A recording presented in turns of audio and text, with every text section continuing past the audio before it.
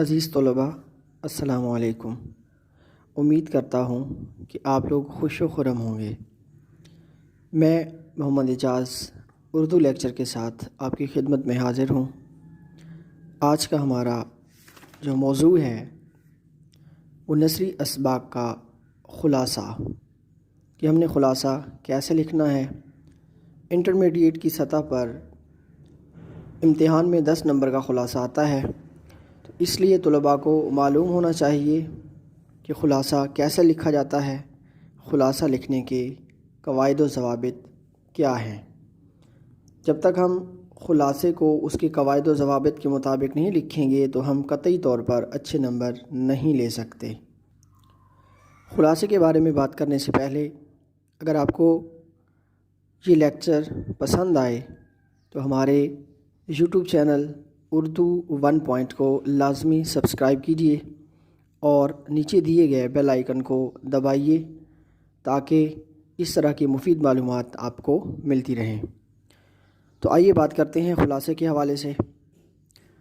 عزیز طلباء، خلاصہ ہوتا کیا ہے؟ کسی بھی نثری سبق کے مفاہیم کو سادہ، مختصر اور آسان زبان میں بیان کرنا خلاصہ نگاری کہلاتا ہے۔ خلاصے کا پہلا اصول یہ ہے کہ خلاصہ عام طور پر سبق کا 1/3 ہوتا ہے۔ فار ایگزامپل، اگر آپ کا سبق 150 لائن تک محیط ہے تو آپ نے اس سبق کا خلاصہ 50 لائنوں میں بیان کرنا ہے۔ 19-20 ہو سکتا ہے، 50 کا مطلب 50 نہیں، 49 بھی ہو سکتا ہے اور 51 بھی ہو سکتا ہے۔ مطلب آپ نے سبق کے مفاہیم کو مختصر اور سادہ زبان میں بیان کرنا ہے۔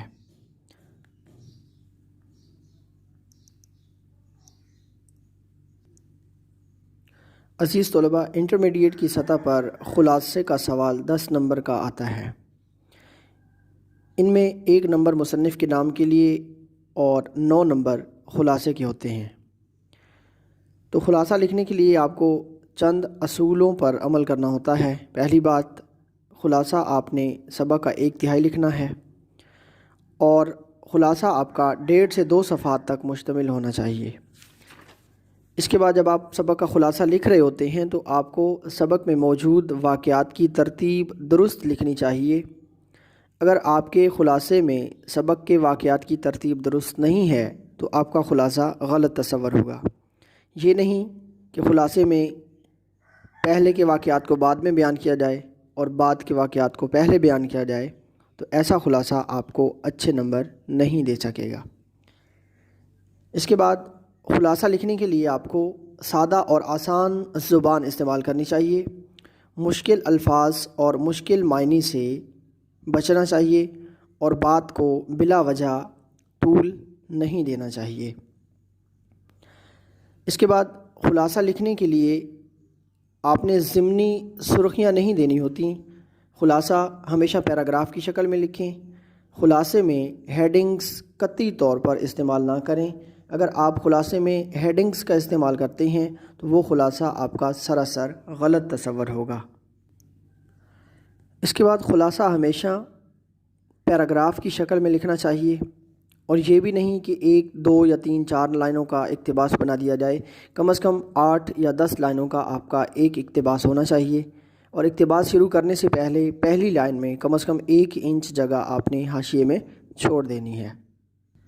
اگر آپ سبق کا خلاصہ ایک ہی پیراگراف میں لکھیں گے تو وہ خلاصہ آپ کو اچھے نمبر نہیں دے سکے گا۔ اس کے بعد اگر آپ کے سبق میں اشعار وغیرہ دیے گئے ہیں تو وہ آپ نے خلاصے میں نہیں لکھنے۔ اس کے بعد اگر آپ کا سبق مکالمے کے انداز میں ہے تو خلاصے میں بیانیہ یعنی کہانی سنانے کے انداز میں لکھا جائے گا۔ اور اس کے بعد اگر آپ کے سبق میں سوالیہ انداز پایا جا رہا ہے تو آپ نے خلاصے میں سوالیہ انداز حذف کر دینا ہے اور آپ نے اس کو بیانیہ رنگ دے دینا ہے۔ جب آپ کا خلاصہ مکمل ہو جائے تو اس کو ایک بار ضرور پڑھ لینا چاہیے۔ یوں کسی بھی قسم کی کمی بیشی اگر ہو جاتی ہے تو اس کو دور کر لینا چاہیے۔ عزیز طلباء، خلاصہ نگاری کے یہ چند اصول ہم نے آپ کے ساتھ شیئر کیے۔ اگر آپ کو ہماری یہ ویڈیو پسند آئی ہے تو ہمارے یوٹیوب چینل کو ضرور سبسکرائب کیجیے گا اور بیل آئیکن کو دبا دیجیے گا تاکہ اس طرح کی مفید معلومات آپ تک پہنچتی رہیں۔ پھر حاضر ہوں گے انشاءاللہ ایک نئے موضوع کے ساتھ، تب تک کے لیے اللہ حافظ۔